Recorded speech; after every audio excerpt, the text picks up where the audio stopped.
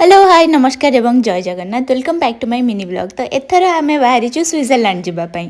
एवं आज अच्छे आमर फ्लाइट सका सका मुझे कौन कली घरे मोर जिते भी इंडोर प्लांट्स थिला सबको काढ़ी बाहर रखीदेली कहीं एमती 15 दिन जदि घर भितर रही से पानी न खरा कि न पाई से जाऊँगी जीव तापर आम पहुँचलु एयरपोर्ट पहुँचिक देखला बेलू फ्लाइट टिके डिले चलता हो कि ना वेट कलु फ्लाइट चढ़िलु खाइलु पीलु बसिलु स्क्रीन देखिलु शोई भी पड़िलु तापर 6 घंटा पर आम पहुँचलु ज्यूरिक को तापर ज्यूरिक रे पहुँचिकी मु टॉयलेट गली देखुची सेठी जेट स्प्रे ही नहीं हाँ यूरोप रे तो न थाए पूरा हाइजीन लिखाई किंतु विदाउट वाटर तांकर पूरा हाइजीन केमिति हुए के जानी